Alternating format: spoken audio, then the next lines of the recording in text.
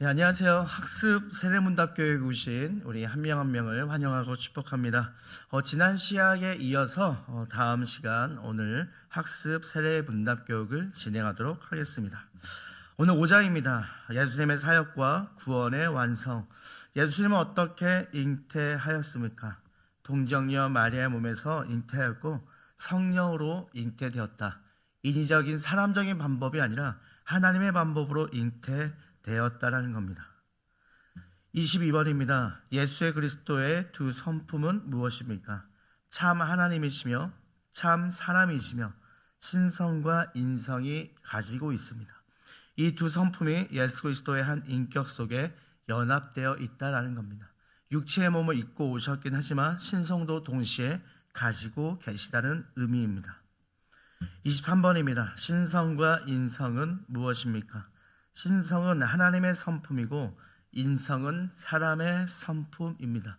육체와 신성을 가지고 있을 뿐만 아니라 하나님의 성품과 사람의 성품을 동시에 가지고 있다.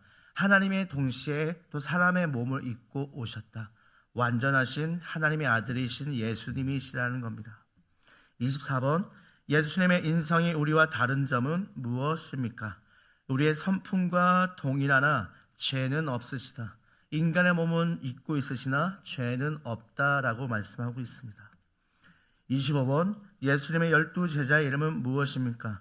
베드로와 안드레, 야고보, 요한, 빌립, 바돌로메, 도마, 마테, 야고보, 다데오, 시몬, 가룟 유다입니다. 26번입니다. 예수 그리스도의 세 가지 직분은 무엇입니까? 선지자의 직분을 가지고 있는 동시에 제사장의 직분을 가지고 있고 왕의 직분으로 가지고 이 땅에 오셨습니다. 27번입니다. 예수님은 선지자의 직분을 어떻게 행하셨습니까? 하나님의 뜻을 가르치고 세상의 죄를 잘못을 지적하고 하나님의 심판과 구원을 선포하셨습니다. 예수님의 3년 반이라는 공생의 시간을 보면요, 하나님의 나라를 선포하였고 죄악된 모습에 있는 사람들에게 병도 고쳐주고 제사함을 주시며 하나님의 심판과 구원을 선포하셨습니다. 28번입니다. 예수님은 제사장의 직분을 어떻게 행하셨습니까? 영원한 대제사장으로 우리를 죄에서 용서하시고 단번에 자기 몸을 화목 제물로 드리셨다. 지금도 우리를 위하여 항상 중보의 기도를 하고 계십니다. 하나님의 우편에 앉아 계셔서 우리를 위해서 지금도 보좌 앞에 무릎을 꿇고 기도하는 마음으로 우리 이 세상의 한 사람 한 사람을 위하여 중보하고 계시다라는 겁니다. 29번입니다. 예수님의 왕의 직분을 어떻게 행하셨습니까? 세상을 다스리고 보호하시며 모든 원수를 이기십니다. 그래서 한 영혼을 위해서 만천하고다 잃어버린 한 영혼을 귀하다고 말씀하셨고 세상을 다스리시기도 하고 눈동자같이 이스라엘 백성들이 낮에는 구름기둥과 밤에는 불기둥으로 지켜주셨듯이 우리를 보호하고 계시다라는 겁니다. 그리고 십자가의 사건으로 말미암아 모든 원수를 이기셨다. 우리는 이것을 기억해야 합니다. 30번입니다. 그리스도의 낮아지신 신분의 모습은 무엇입니까? 첫 번째로 성육신이며 두 번째로 율법에 순종하셨고 세 번째로 고난을 받으셨고 네 번째는 십자가에서 죽으셨으며 그리고 장사되심으로 나아가셨다. 그것이 낮아지는 신분으로 오셨다. 겸손의 왕으로 오셨다라는 겁니다. 31번입니다. 그리스도의 높아지신 신분의 모습은 무엇입니까? 부활하셨고 승천하셨고 하나님의 우편에 다스렸습니다.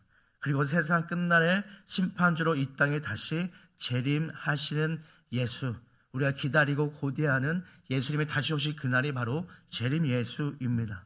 낮은 자로 오셨을 때는 십자가에 짊어지시며 나아가셨고 그 다음에 어떻습니까? 부활과 승천과 하나님의 우편의 다스림, 장차 다시 심판의 재림 예수로 오신 그날이 바로 하나님께서 높으신 그리스도께서 높아지신 신분으로 나아갔다라는 겁니다. 32번입니다. 예수님의 지상 사역을 기록한 책은 무엇입니까? 사복음서, 공간복음이라도 하죠.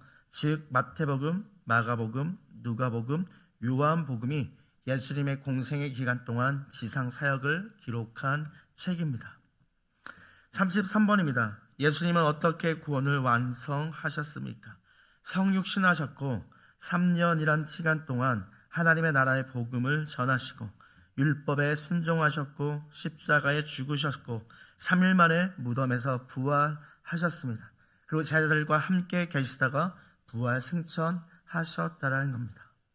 34번입니다. 구원받은 성도들은 어떻게 살아야 합니까? 참된 그리스도인으로서 세상을 쫓아가는 것이 아니라 예수님을 위해 살아가야 할 것이고, 우리의 목적을 이루는 삶이 최우선의 목표가 되는 것이 아니라 복음을 전하며 살아야 할 것이며, 그 복음에 따라 우리는 말씀의 하루하루 속에 묵상하고 그 말씀을 따라 살아야 한다라는 겁니다. 35번입니다. 우리의 구원은 어떻게 시작됩니까? 하나님의 예정과 성령의 부르심으로 시작됩니다. 그래서 한 영혼 한 영혼, 우리의 사랑하는 가족들을 통해서 복음을 듣거나 친구를 통해서 복음을 듣습니다. 그것이 하나님의 은혜 안에 우리를 보살피시고 계획하심 가운데에 부르신 구원으로 나아가게 된다는 겁니다. 36번입니다. 성령은 무엇을 깨닫게 합니까?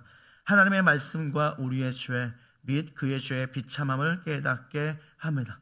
부활자 성령께서 오늘 지금도 동일하게 존재하고 계시는데 우리의 생각과 마음을 떠올리게 하셔요. 때로는 눈물로서 기도하고 때로는 기쁨으로 하나님 앞에 고백하면서 인도하게 하시는 것이 바로 성령님의 도우심이라는 겁니다. 37번입니다. 누가 우리를 거듭나게 합니까? 이 또한도 성령님께서 거듭나게 합니다.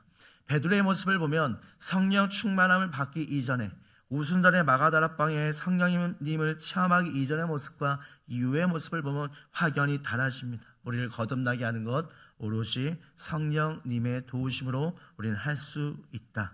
거듭날 수 있다라는 겁니다. 38번입니다. 성령께서 우리를 무엇으로 거듭나게 하십니까? 또한 하나님의 말씀으로 거듭나게 하십니다. 이 또한도 하나님의 말씀은 성령의 강도하심으로 된다 하였는데 이 말씀이 바로 오늘날 우리를 거듭나게 한다라는 겁니다. 진정한 회개는 무엇입니까? 성령께서 깨닫게 하심으로 자기의 죄를 뉘우치고 예수 그리스도께 나오는 것입니다. 이 성령께서 깨닫게 하신다는 것은 단순히 잘못했습니다, 회개합니다, 입술의 고백을 넘어서 진정으로 자신의 죄를 깨우치고 주님 저는 죄인의 소이다라고 베드로가 고백했던 그 대목처럼 신령과 진정으로 예배자의 모습을 회복되며 하나님 앞에 자기 죄를 자복하며 예수님께로 나오는 것이 바로 진정한 회개라는 겁니다. 40번입니다. 회개의 3대 요소는 무엇입니까? 지적 요소, 그다음에 감성적 요소, 유지적 요소가 나눠져 있습니다. 지적 요소는 무엇이냐? 죄를 깨닫게 하는 것. 감성적 요소는 뭐냐? 죄를 슬퍼합니다. 의지적 요소는 뭐냐? 예수께로 나오는 겁니다. 지정의라고 하죠. 생각과 감성과 의지적으로 주 앞에 행동으로 옮기는 이 세 가지 모습이 회개의 3대 요소라는 겁니다. 41번입니다. 성령께서 어떻게 은혜를 주십니까? 말씀을 통해, 성례를 통해, 기도를 통해 우리에게 은혜를 주십니다. 이 이외의 은혜도 주시기도 하지만 중요한 것은 성경 말씀, 성례, 기도를 통해서 우리에게 다가오신다는 겁니다. 42번입니다. 죄인이 어떻게 의롭다 여김을 받을 수 있습니까? 하나님의 은혜로 받을 수 있고요. 오직 예수님으로 말미암아 받을 수 있습니다. 주님의 이름을 시인하고 믿는 자, 입술로 고백하는 자에게 구원을 얻게 하시고 죄 사함을 받게 하신다. 이 신칭이라고 합니다. 오직 믿음으로 말미암아 그리스도를 영접함으로 우리를 깨끗하게 의롭다함을 받을 수 있다. 그것이 바로 죄인을 의롭게 받을 수 있는 것 오직 하나님의 은혜이다. 그것을 기억하며 나아가기 원합니다. 43번입니다. 성화란 무엇입니까? 성령께서 하시는 계속적이고 은혜로운 일입니다. 죄인을 깨끗하게 하시고 날마다 새롭게 하시고 우리로 선한 일을 할 수 있게 하는 것, 그것이 바로 성화되어지는 과정.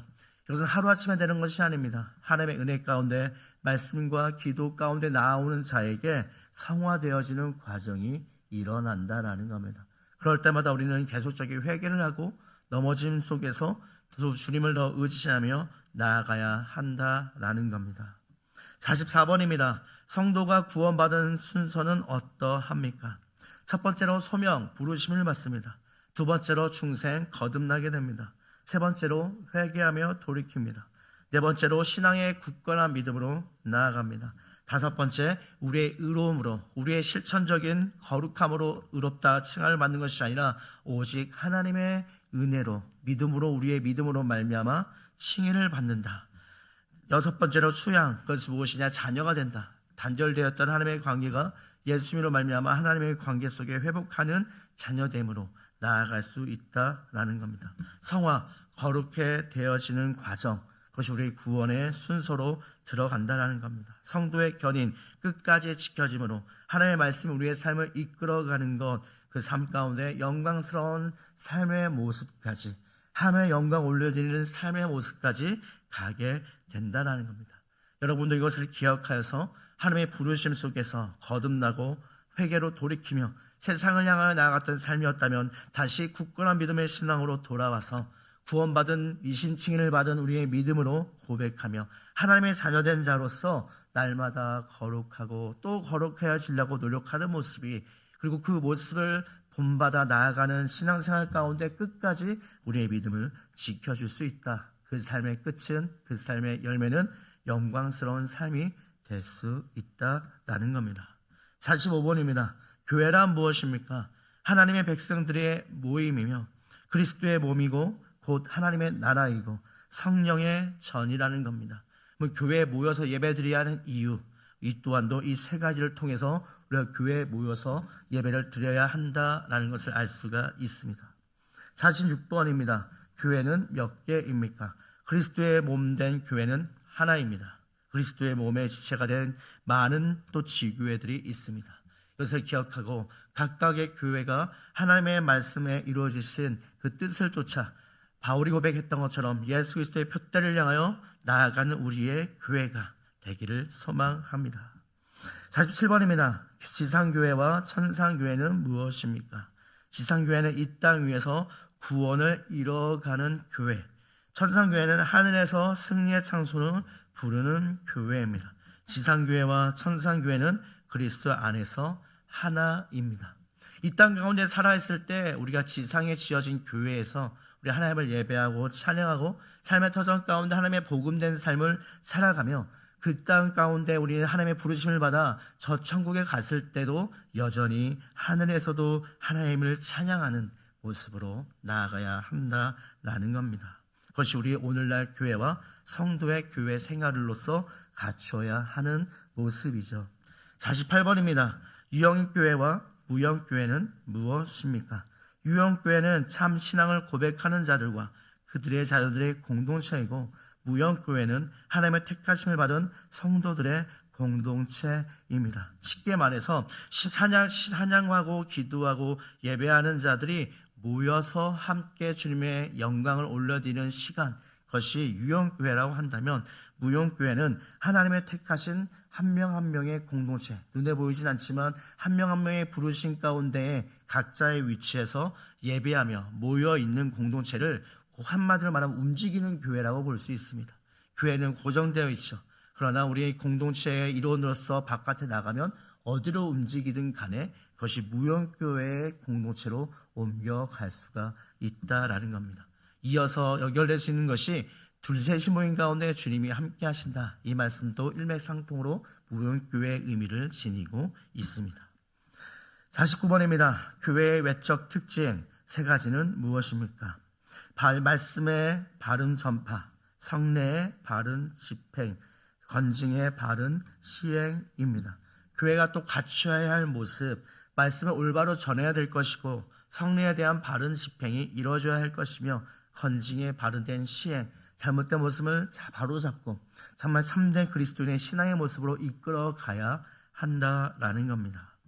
50번입니다. 교회는 왜 건징을 시행해야 합니까? 교회의 거룩성을 유지하고 향상시키기 위해서입니다. 예를 들어 차도로에 중앙선이 없다고 한번 가정해 보십시오. 그러면 차가 자신들이 가는 길이 다 옳다라고 생각할 겁니다. 어느 하나의 기준이 필요하고요.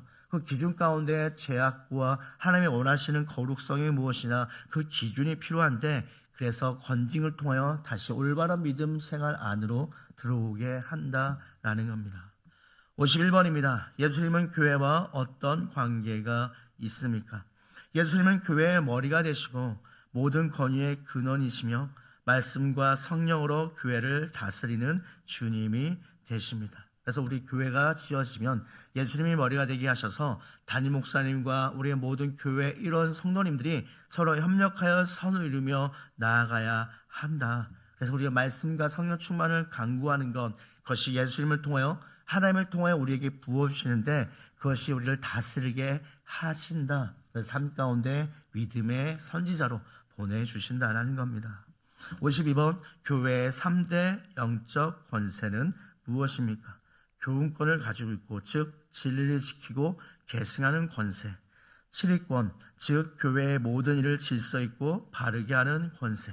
봉사권, 즉 가난한 자와 병든 자를 돌아보는 권세입니다. 하나님의 말씀의 진리를 깨닫고 그것을 가르치고 교육을 받으며 그것을 통하여 모든 영적인 질서 속에서 바르게 인도하게 하는 것, 바르게 다스리게 하는 권세. 봉사권은 소외된 자에게, 예수님이 공생의 기간에 철받은 자에게 하나님의 사랑을 입혀주셨듯이 동일하게 우리도 그렇게 하나님의 말씀 안에서, 권세 안에서 우리가 더욱더 이루어져 가야 한다라는 겁니다. 53번입니다. 장로의 정치란 무엇입니까? 주권이 그리스도께 있는 섬기는 정치로서 지교회 교인들이 장로를 선택하여 당회를 조직하고 그 당회로 치리권을 행사하게 하는 주권이 교인들에게 있는 민주적인 정치입니다. 교회 안에도 결정해야 되는 문제들이 있죠. 세상적인 정치와는 다른 색깔입니다. 하나님이 먼저 최우선이 돼야 되고 그 안에서 장로들을 세우고 그 안에서 또 교회 조직을 세워서 하나님의 은혜 가운데 사회 리더의 정치의 질서처럼 교회 안에도 이 질서가 세워져 있다. 그것을 우리는 기억해야 한다라는 겁니다. 54번입니다. 장로의 정치의 제도에는 어떤 것들이 있습니까? 지교회의 당회와 노회의 대회와 총회가 있습니다. 다 그 조직도 안에 이루어진 회 모임이라는 겁니다. 55번입니다. 우리 교회는 어떤 교단과 노회에 소속되어 있습니까? 대한예수교 장로회 대신 교단과 경동노회입니다. 56번입니다. 우리 교회의 조직은 무엇입니까? 공동의회와 당회와 재직회입니다. 공동의회가 있고 당회가 있고 재직회가 함께 존재하고 있다라는 것. 57번입니다. 우리 교회의 담임 목사님의 이름은 무엇이며 교회 내에서 그의 역할은 무엇입니까? 우리 담임 목사님은 알죠? 2대의 담임 목사님이시고 교회를 대표해서 목회를 하십니다. 공동회와 당회와 재직회를 인도합니다. 우리 옆에서 기도로도 중보해야 될 것이고 우리 각자의 위치에서 맡겨진 사명을 또 교사로서 섬기는 자로서 또 악기팀 각각의 등등의 섬김 속에서 우리는 담임 목사님을 보필해야 할 것입니다. 58번입니다. 주일에 금한 일과 힘써야 할 일은 무엇입니까? 일상적인 생업이나 상거래의 일, 세속적인 쾌락이나 세상의 염려와 속된 말은 삼가고 예배와 전도, 성경 연구와 기도, 환자 위문 등 생명을 살리는 일과 신앙서적 읽기 등은 힘써야 할 일입니다. 교회에서 우리가 교회 생활을 갖춰야 할 성도의 모습은 또 주일에 금할 일은 무엇이냐? 일상적인 생활에 바쁩니다. 직장 가운데 일들이 바쁩니다. 근데 그것을 무조건 배척하라는 것이 아닙니다. 참여하지 말라는 것이 아닙니다. 중요한 것은 내 마음이 어디 있는가? 세속적인 쾌락을 쫓아 나아가고 있는가? 세상의 염려에 쌓여서 하나님을 예배하는 가운데 방해가 있는가? 그런 요소들을 다 제거하고 하나님 앞에 온전히 신령과 진정으로 예배드리는 것, 예배와 찬양과 성경 연구와 기도, 그뿐만 아니라 우리 잃어버린 한 영혼에게 환자의 위문, 아픈 사람에게 다가가서 위로해주고 그리스도를 전하는 이 일이 분명 하나님의 주신 사명이고 생명을 살리시는 일이라는 것, 우리는 그것을 힘써 나아가야 한다라는 겁니다. 59번입니다. 예배 시간 전에 누구를 위해 기도해야 합니까?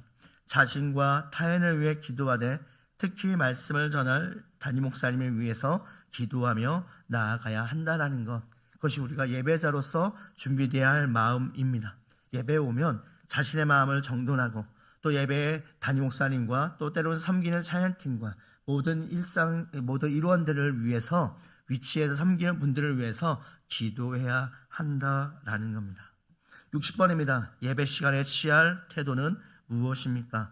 잡다 혹 산만한 태도를 피하고 단정한 태도로 예배에 집중해야 합니다. 예배에 왔는데 말씀을 전하시는 각 부서의 전도사님이나 목사님이 전할 때 떠들나거나 집중하지 않는다면 그것이 바로 우리의 참된 예배자의 모습이 아니죠. 잡담은 예배 끝난 이후에, 그리고 산만한 태도를, 집중하는 태도 가운데 산만한 태도는 방해합니다. 그것을 피하고 단전한 태도로 예배에 집중해야 한다는 겁니다. 61번입니다. 예배 시간에 드리는 공기도의 내용은 무엇입니까? 하나님께 영광 드리는 기도, 하나님의 은혜 가운데 감사함으로 고백하는 기도, 참된 회개의 기도, 하나님의 은혜와 복을 간구하는 기도, 가정과 교회와 국가와 세계를 위하는 기도, 예수님의 이름으로 기도를 마치는 것, 이것이 바로 하나님 앞에 예배 시간에 드리는 공기도의 내용입니다. 개인 기도도 있지만 공기도는 나라를 위해서, 교회를 위해서, 각자 공동체의 부서를 위해서 기도하다가 예수님의 이름으로 기도합니다 라고 마치는 것이 공기도의 내용이라는 겁니다. 61번입니다. 교회는 물질을 어떻게 사용해야 합니까? 모든 물질은 주님께 받은 것이므로 주님의 선한 일에 아름답게 사용해야 합니다. 모든 물질은 주님께 받았다. 이 뜻은 하나님께서 우리의 생명을 오늘 밤에 취한다면 가지고 있는 모든 재물과 명예가 무슨 소용이 있으려? 가진 것도 하나님이 주신 허락하심이 있어야 가지고요, 그것을 쓰는 것조차도 하나님의 은혜가 있어야 쓴다라는 겁니다. 단적인 예로 많이 가졌어도 오늘 밤 하나님께서 부르셔서 천국에 간다면 어쩌습니까? 그 모든 재물이 소용이 없다라는 것. 그렇기 때문에 모든 물질은 주님께로부터 받았다, 우리 그것을 고백하며 선한 일을 위해서 아름답게 사용돼야 한다라고 기록하고 있습니다. 63번입니다. 교회는 어떻게 경제적으로 협조해야 합니까? 교회의 모든 재정과 사업에 성심껏 협조해야 한다는 것. 내 개인적인 욕심이 아니라 하나님의 나라를 위해서 경제적인 것도 하나님의 참 효율적인 면에서 먼저 그의 나라와 그의 의를 구해야 한다. 그것이 바로 성심성의껏 협조해야 한다라고 기록한 것입니다. 64번입니다. 헌금은 어떻게 드려야 합니까? 11조와 감사헌금을 기준으로 몸과 마음과 정성을 다해 감사함으로 드려야 합니다. 드리지 못하는 상황 가운데도 있지만 그 속에서 중심은 하나님의 마음 가운데 보고 계신다. 그래서 그것을 기억해야 한다라는 겁니다. 65번입니다. 교인의 의무는 무엇입니까? 예배와 집회의 출석, 교회 일에 참여, 주님의 일에 대한 재정적 책임, 성경의 교훈을 힘써 행하는 것, 교회의 헌법에 순종할 의무가 있다라는 겁니다. 교인으로서 해야 할 의무, 권리는 무엇입니까? 하나님의 은혜를 받았어요. 구원의 은혜를 받았어요. 그것이 권리라 한다면 의무는 무엇이냐? 예배 가운데 주일날 예배 오는 겁니다. 그뿐만이 끝이 끝나는 것만 아니라 교회 일에 참여하는 것, 작은 일에도 청소부터 시작하여 각각의 악기팀에 섬긴다든지 각자의 위치에서 섬기는 일이 분명히 있다는 겁니다. 주님의 일에 대한 재정적인 책임, 그 모든 것이 인도하심 속에서 재정에 사용되시는 것도 하나님의 나라를 위해 먼저 기여하고, 그 다음에 나머지 우리를 위해서 때로 써야 할 물질이 있다면 그 다음에 써야 한다. 하나님의 나라를 위하여 먼저 써야 한다라는 겁니다. 성경의 교훈을 힘써 행하며 교회의 헌법과 순종할 의무가 있다. 나는 그냥 예배만 드리고 갈 거야. 그뿐만 아니라 더 나아가는 믿음의 자로서 의무를 다하는 믿음의 사람들의 고백은 헌법에 순종할 의무가 있다. 교회 헌법은 각자의 교회마다 다르긴 하지만 각 부서를 봉사한다든지 각 부서에서 때로는 수련회 기도회, 여러분들 중고등학생들이 실행할 수 있는 것이 무엇이냐? 수련회를 열심히 참여하는 것, 기도를 열심히 참여하는 것, 그것이 순종할 의무의 요소가 될 수가 있다라는 겁니다. 66번입니다. 교인 세례 입교의 권리는 무엇입니까? 교회의 정회원이 되며 교회의 헌법에 따라 청원, 소원, 상소할 권리가 있으며 교회의 법규를 따라 선거 및 피선거권이 있으며 성찬에 참여할 권한이 있고 교회를 위해 봉사할 특권이 있습니다. 교인된 자로서, 세례와 입교회된 자로서 교회의 모든 정회원이 되고 그 안에 일어나는 모든 선거권, 선출한다거나 회장을 선출한다거나 그 안에서 선거권이 주어진다라는 겁니다. 그리고 성찬에도 참여할 수 있다.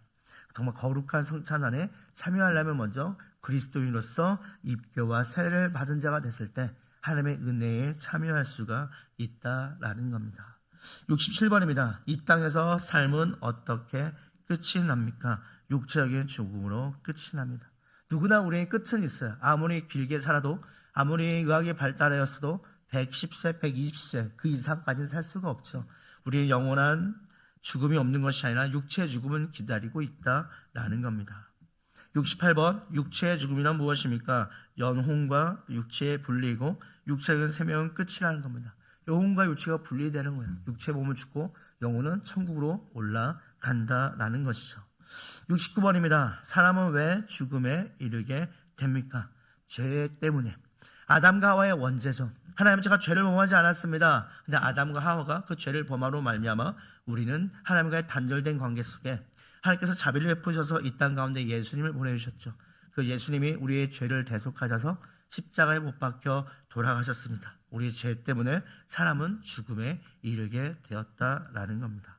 70번입니다. 성도의 죽음은 어떤 것입니까? 형벌이 아니고 영혼이 육체를 벗어나 하나님께 가는 것입니다. 그리스도인으로서 예수님을 영접하고 시인한 자는 구원을 얻었습니다. 육체의 죽음은 그냥 육체만 분리될 뿐이고 영혼은 육체를 벗어나서 하나님께 가는 그것이 그리스도인의 죽음 이후의 세계의 모습이라는 겁니다. 71번입니다. 사람의 죽음은 어디로 갑니까? 악인은 저주를 받아 지옥으로 가고 성도는 구원을 받아 천국으로 갑니다. 부자와 거지 나사로 이야기 알죠? 믿음으로 살아생전에 고백했던 자는 천국으로 갑니다. 살아생전에 주임을 알지 못하고 예수님을 영접하지 않은 자는 안타깝지만 지옥으로 갑니다. 그 사이에는 구렁텅이가 있어서 아무리 옮겨갈라 해도 뭐라고 말합니까? 예수님이 옮겨갈 수가 없다. 살아생전에 믿음으로 고백해야만 기회가 있다라는 것. 그렇다면 주변에 사랑하는 친구나 가족에게 복음을 전해야 되겠죠. 72번입니다. 지옥과 천국은 어떠한 곳입니까? 지옥은 마귀와 귀신들과 불신자들이 형벌을 받는 곳이고 천국은 하나님과 천사가 성도들이 거하는 복된 곳입니다. 지옥은 마귀. 여기서 용어가 좀 귀신이라고 말했는데 우리 그리스도인들은 그냥 마귀, 사단 그렇게 표현합니다. 불신자들이 형벌을 받는 곳이 바로 지옥이고 천국은 하나님과 천사, 우리 성도, 그리스도인들이 거하는 복된 곳입니다. 73번입니다. 한 번 죽은 육체는 어떻게 됩니까? 흙으로 돌아갑니다. 그러나 예수의 그리스도의 재림시 영혼과 다시 결합합니다. 그 후 신자는 생명의 부활에 이르고 불신자는 심판의 부활에 이르게 됩니다. 흙으로 왔으니 흙으로 돌아갈지니 우리는 육체는 흙으로 됐습니다. 결국에 돌아갑니다. 한 번의 기회, 그 기회가 잃어버리면 우리는 영접할 수 있는 기회가 다시는 오지 않는다. 그러나 믿는 자는 예수 그리스도 재림시 다시 영혼과 하나님께서 은혜로 결합하게 하신다. 그 후 신자는 생명의 부활에 이르고 불신자는 심판의 부활에 이르게 된다라는 겁니다. 14번입니다. 인류의 역사의 종말은 언제입니까? 그리스도의 재림이 있는 때, 영원한 심판에 들어갈 때, 구원을 받은 자는 영원한 천국을 가고 영원한 심판에 들어갈 때 예수님이 이 땅 가운데 다시 재림 예수님이 오실 때 바로 그때가 인류의 역사의 종말이라는 겁니다. 75번입니다. 재림 전에 무슨 사건들이 있습니까?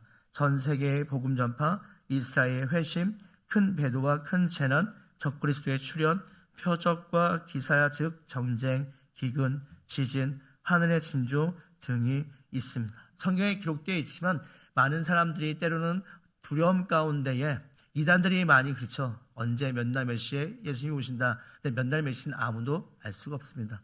물론 전조 증상이 있다고 하지만 이 증상으로 말미암아 다른 사람들 이단의 대표적인 주장하는 것은 언제 곧 주님이 오실 때가 됐다. 그것을 선동한다는 겁니다. 물론 이 징조가 있으면 그 전에 예수님이 재림하신 징조가 자연에 이런 것들이 있지만 여기에 너무 자연 증상에 너무 집중하다 보면요 믿음이 더 두려움 가운데 흔들리게 된다는 겁니다. 그러나 재림 전의 사건은 이러한 사건들이 있다. 한 번쯤 기억하며 나아가면 좋습니다. 76번입니다. 그리스도는 언제 재림하십니까? 그날과 그 시는 아무도 알 수 없다. 방금 전에 말씀드렸죠. 하나님의 정하신 때에 반드시 오시며 그날이 가까워 옵니다. 우리의 마음가짐은 오늘 하루가 내 생명이 언제 하나님께서 끝날지 모르지만 사건과 사고는 아무도 모릅니다. 그래서 우리의 마음가짐은 오늘 하루가 마지막인 것처럼 최선을 다해 산다면 뜻깊은 시간이 되지 않을까요? 우리의 친구들도 주변을 생각했을 때 지나왔던 과거들이 때로는 그것이 안타깝고 돌이키고 싶을 때가 있잖아요. 그러나 그 하루를 최선을 다한다면 그 후회가 좁아지겠죠. 후회할 일들이 없어지겠죠.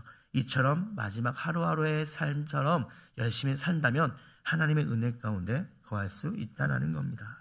77번입니다. 그리스도는 어떤 모습으로 재림하십니까? 육체적으로 눈으로 볼 수 있게 영광 중에 재림하신다. 우리 이 재림을 우리는 늘 고대하면서 기다리면서 열처녀의 비유 알죠? 다섯 처녀는 준비하지 않았습니다.